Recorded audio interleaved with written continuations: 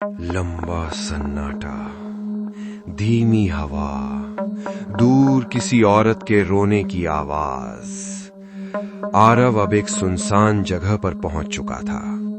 चलते चलते अब उसे ऐसा लगने लगा जैसे कोई उसके पीछे पीछे उसके साथ चल रहा हो। कहते हैं जब कोई इंसान मरता है तो उसकी रूह सबसे पहले अपना चेहरा भूलती है, फिर अपना नाम और आखिर में अपना रास्ता। और जब आत्मा रास्ता भूल जाती है तो वो दूसरों को भटकाने लगती है। दुनिया में बहुत सी सड़कें हैं, पर कुछ सड़कें नक्शे में नहीं होती। उन पर कोई बोर्ड नहीं लगा होता, कोई मील का पत्थर नहीं, कोई भगवान का नाम नहीं।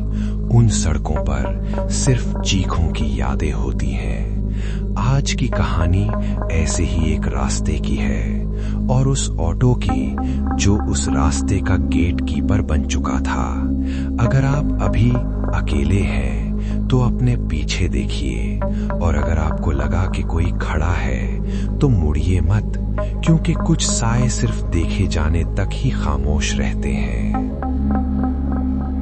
चलते चलते आरव थोड़े ही समय में अपने घर पहुंच जाता है, और थके होने की वजह से खाना खा के जल्दी सोने की कोशिश कर रहा था।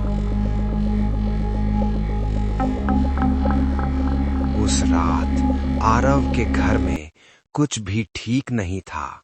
घड़ी चल रही थी पर आवाज नहीं थी, पंखा घूम रहा था पर हवा नहीं थी, और घर में आरव अकेला था। फिर भी उसे लग रहा था जैसे कोई और उसके साथ सांस ले रहा हो। तभी फोन की घंटी बहुत तेज से। आरव चौंक गया। फोन उसके पिताजी की थी। पिता, आरव, तेरे काका जी मरने से पहले बार बार दरवाजे की तरफ देख रहे थे। वो कह रहे थे वो बाहर खड़ा है, वही।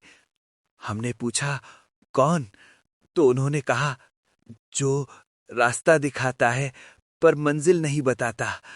और फिर उनकी उंगली हवा में अटक गई, जैसे किसी ने पकड़ ली हो। और फिर वो चल बसे। पता नहीं क्या बताने की कोशिश कर रहे थे।